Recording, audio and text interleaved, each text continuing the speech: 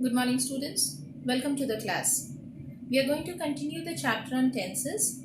In my previous lesson, I had discussed simple tenses and continuous tenses. I suppose you must have gone through the video already. Well, if you have not, I recommend that you must go through it so that it gives you a better conception of the base topics. Today, we are going to study perfect tenses. Now, when I talk about the word perfect, when I say the word perfect, what comes to your mind? Think about it. When we mention the word perfect, it suggests or it gives us an impression of everything going on fine, or the work is completed, nothing more to be added.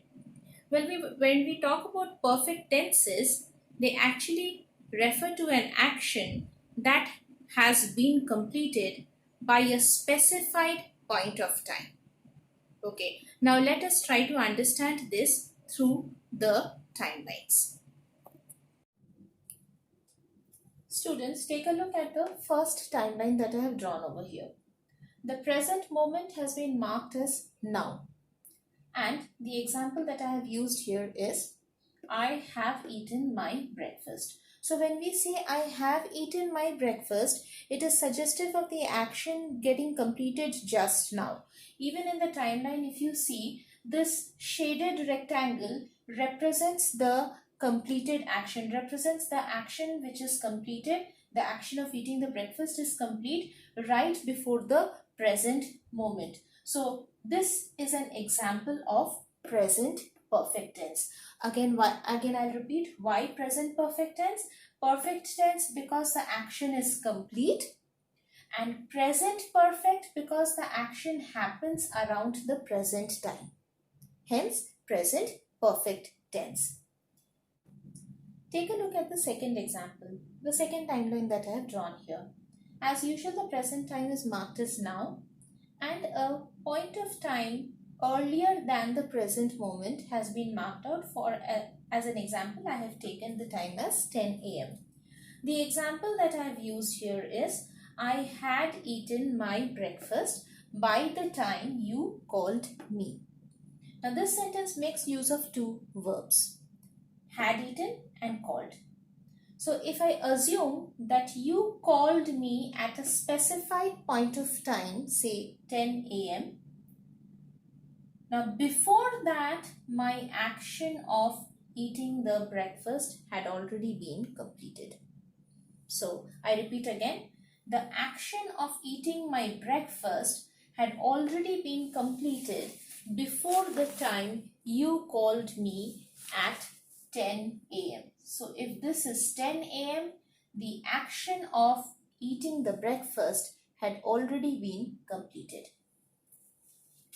This is an example of past perfect tense. So if I break up the phrase past perfect, it is perfect tense because we can see that the action was completed before the said time in the past, hence past perfect. The third example has been shown through this timeline. The present time is again marked as now, and as an example, I have taken the present time to be 12 noon. I am taking a time in future, a specified time in future to be 3 p.m. And if the action which I am going to talk about in this example, let us see, I will have eaten by 3 in the afternoon. So I will have eaten suggests the tense of the action.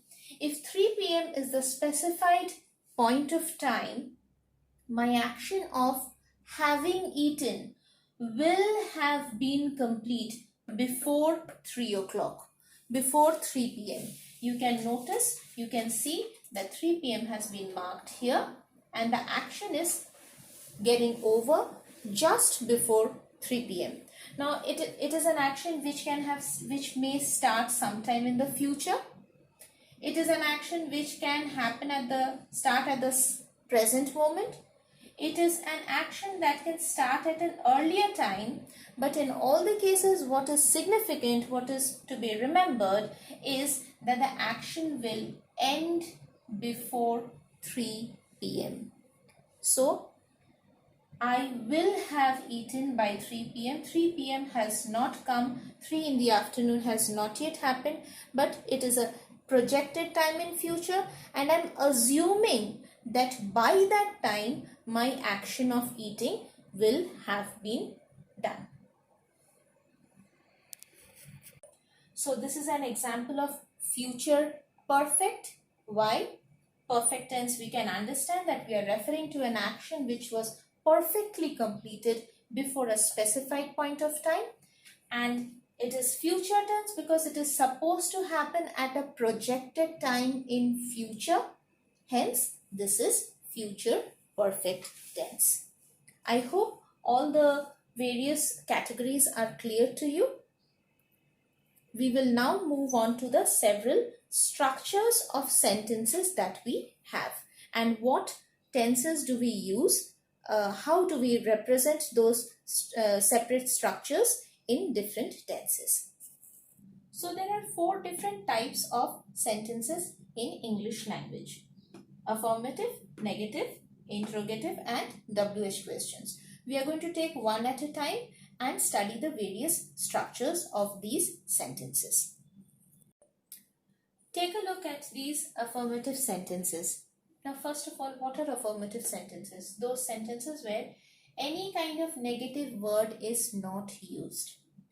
So, in the simple present tense, where the subjects can be I, you, they or we, I read books, or you read books, they or we read books. When the subject becomes singular or third person singular, it becomes he, she or Ravi reads books.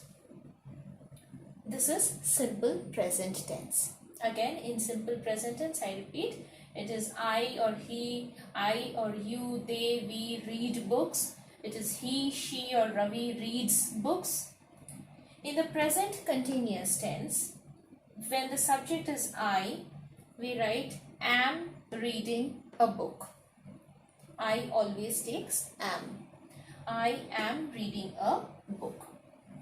When the subject is third person singular, he, she or the name of a person, Ravi, the verb is reading a book. And when the subject is plural, they, we, Ravi and Geeta are reading a book. Again, present continuous tense, I am reading a book. He, she, Ravi is reading a book.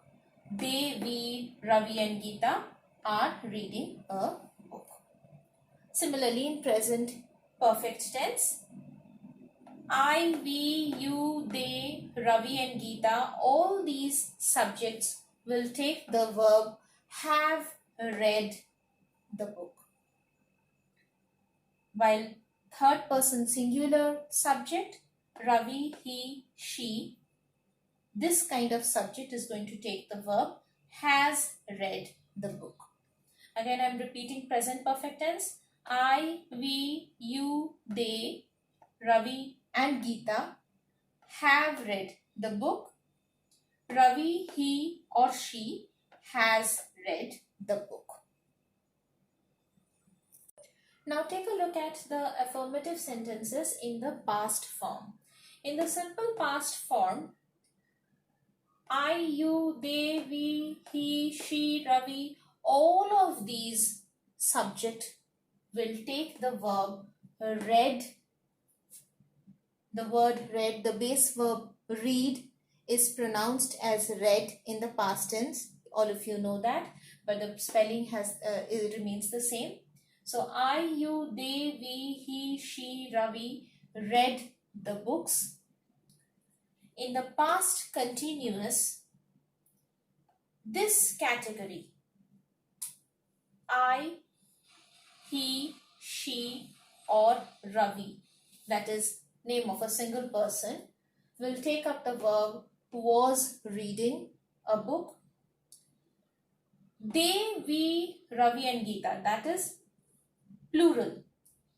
The singulars will take the verb was reading, and the plurals will take the verb were reading a book.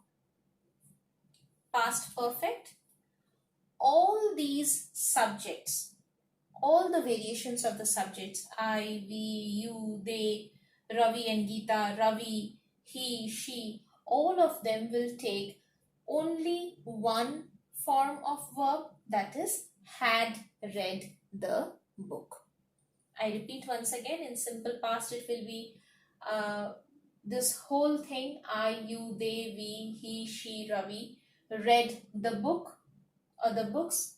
In past continuous, the singular subjects will take up the verb was reading a book, and the plural subjects will take up the verb were reading a book. In the past perfect tense, all different kinds of subjects will take up the single variety, that is had read the book. Now let us take a look at the affirmative sentences in the several forms of future tenses. So simple future tense, all the different subject forms will take the verb will read. I will read the books, you will read the books, they will read the books, Ravi will read the books. So irrespective of whether the subject is in first person or second person or third person, whether the subject is singular or plural, it is going to take the verb will read. Similarly, irrespective of any variations in the subject, the verb used will be reading. I will be reading a book, or they will be reading a book, Ravi will be reading a book. All of them will take the same verb form. In the future perfect tense, again, irrespective of what the subject is, whether it is singular or plural, whether it is in first person, second person or third person, the verb used will have read the book. That is, I will have read the book by tomorrow, or you will have read the book by tomorrow. Geeta will have read the book by Monday. So again, I am repeating, for simple future tense, I will read the books or you will read the books. Future continuous will be she will be reading a book, or they will be reading a book. Future perfect tense will be Ravi and Geeta will have read the book by tomorrow morning, or he will have read the book by Monday. So these are the variations of affirmative sentences. These are the variations of the affirmative sentences in different tenses. Students, so with this I end today's lesson.